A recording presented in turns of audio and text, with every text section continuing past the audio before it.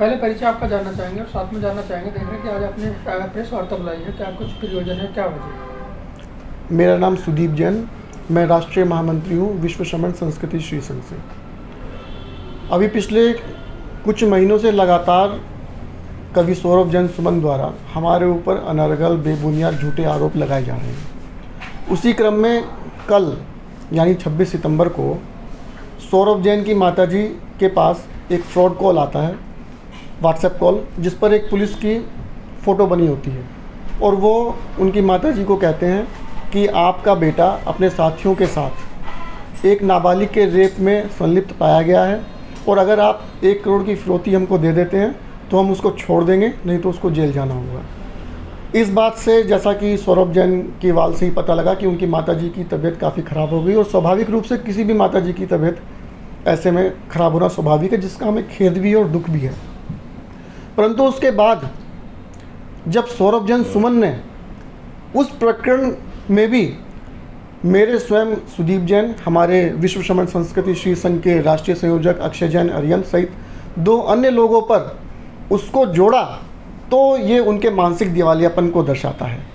हम खुद नहीं समझ पा रहे हैं कि इतनी ईर्ष्या, इतनी कुंठा, इतना वैमनस्य उनके मन में किस तरह से वास कर चुका है कि सब जानते हैं कि ऐसे फ़ोन कॉल्स पूरे देश भर में सभी परिवारों के पास लगभग आ रहे हैं और जो +92 नंबर है वो पाकिस्तान का है। वो हो सकता है माताजी ना जानती हो, परंतु वो तो समझदार हैं जो अपने आप को जब इतना ख्याति प्राप्त कवि बताते हैं, जिनको सभी चीज़ों की जानकारी है, वो भी इस तरह के जब अनर्गल आरोप यहाँ तक लगाने लगे, तो इसी उनके दुष्प्रचार को बताने के संबंध में हमने आज ये प्रेस वार्ता बुलाई है। उनका इसमें ये भी कुछ कह रहा था कि पहले भी कोई किसी मामले में आपका नाम आया होगा कि इन लोगों के लिए तो पुलिस को लिख के भी दिया हुआ है कि इनकी जांच कराई जाए। ये वो भी बड़ा हास्यास्पद है। इन्होंने 20 जून 2024 को सदर थाने में एक हमारे खिलाफ मुकदमा दर्ज कराया, हम ही चारों के खिलाफ, कि मेरा फेसबुक पेज, हिंदी साहित्य अकादमी का फेसबुक पेज हैक हो गया है और जो इन लोगों ने किया है। तो पहली बात तो बिना किसी तथ्यों के, बिना किसी प्रमाण के उन्होंने ये कैसे कह दिया कि वो हमने किया है।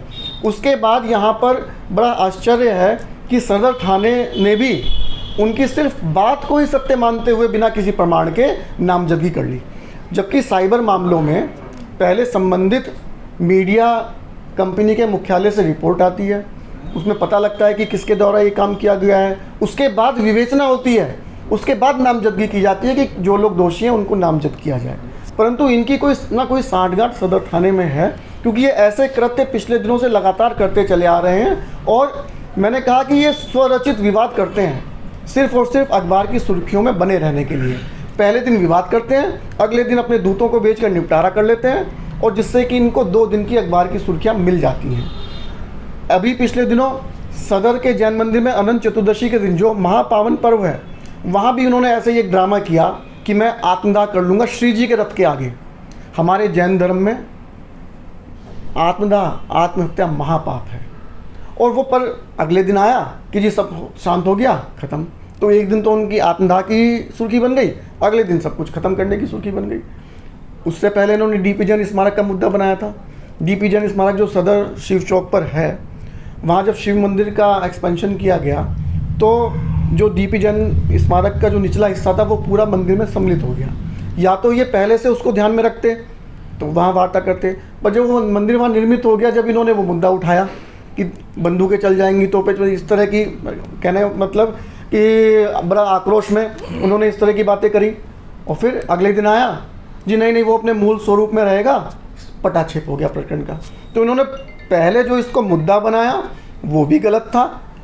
क्यों आप 2 संप्रदायों को भिड़ाने का काम क्यों कर रहे हैं? या तो आप जब जागृत अवस्था में रहते जब ये काम हो रहा था, अब जब वो मंदिर का पूरा हिस्सा बन चुका है, वो चोटी बन चुकी है, तो आप इस बेबुनियाद मुद्दे को क्यों उठा रहे हैं? और अगर आपने उठा लिया था तो अब समाज को क्यों गुमराह कर रहे हैं कि वो अपने मूल स्वरूप में रह जाएगा? मूल स्वरूप में तो वो है ही नहीं। तो ये विवाद पैदा करना और विवाद को अपने आप ही निपटा देना इनकी आदत बन चुकी है। तो आप चाहते क्या हैं? मतलब हम उनके दुष्प्रचार को बताना चाहते हैं और हम ये चाहते हैं कि किसी भी तरह से हम लोग को भी सुरक्षित किया जाए कि जिस तरह से वो हमारा मानसिक उत्पीड़न कर रहे हैं, जिस तरह से समय समय पर वो हमारे खिलाफ अनर्गल और तथ्यहीन आरोप लगाते रहते हैं और वहीं कहीं ना कहीं धमकाने का काम करते हैं, अपने आप को माननीय प्रधानमंत्री जी से रिलेट दिखाकर, अपने आप को माननीय मुख्यमंत्री जी से रिलेट दिखाकर अपने आप को बताते हैं कि हम जो है भाजपा की नीतियों का गुणगान करते हैं और हमको बताते हैं विरोधी ताकतें जो उसका विरोध करती हैं। मैं बड़ी सहजता से इस बात को स्वीकार करता हूँ कि मैं भाजपा की नीतियों से सहमत नहीं हूँ और ये मेरा मौलिक अधिकार है जो बाबा साहब डॉक्टर भीमराव अम्बेडकर जी ने प्रत्येक भारतीय को भारतीय संविधान के अंतर्गत वरदान के रूप में दिया है। पर इसका मतलब ये नहीं है कि आप हमारे खिलाफ झूठे आरोप लगाएंगे, झूठे मुकदमे दर्ज करेंगे। मैं तो आपके माध्यम से भारतीय जनता पार्टी से भी ये पूछना चाहता हूँ कि क्या विचारधारा के विरोधी होने में जिस तरह से वो हमारे ऊपर झूठे आरोप मुकदमे लगा रहे हैं, क्या वो उनके इस कृत्य से सहमत हैं? आरएसएस प्रमुख डॉक्टर मोहन भागवत जी ने भी अपने वक्तव्य में कहा था कि विपक्ष एक प्रतिपक्ष होता है, ना कि कोई दुश्मन। तो वो शायद ऐसे ही लोगों के लिए कहा गया जो विचारधारा के विरोध को दुश्मनी में तब्दील कर देते हैं। तो आपका कहना है कि वो सस्ती लोकप्रियता पाने के लिए ऐसा बार बार करते हैं और आपका नाम भी बार बार घसीटा जा रहा है। बिल्कुल, देखिए ये उनके द्वारा स्वरचित विवाद होते हैं जिसमें वो हमेशा रहना चाहते हैं, सिर्फ और सिर्फ सुर्खियाँ बटोरना चाहते हैं, सस्ती लोकप्रियता लेना चाहते हैं और सुरक्षा लेना चाहते हैं। बार बार ये प्रोपेगेंडा उनका गनर लेने के लिए होता है। पिछले वर्ष उन्होंने अपने घर पर बताया कि मेरे घर पर कोई पत्थर डाल गया, फिर उसमें उन्होंने महेश गिरी का नाम लिया। हमें तो संदेह है कि वो भी काम इन्होंने स्वयं ही अपने आप को सुर्खियों बटोरने के लिए और सुरक्षा लेने के लिए किया। उसकी भी गहनता से जांच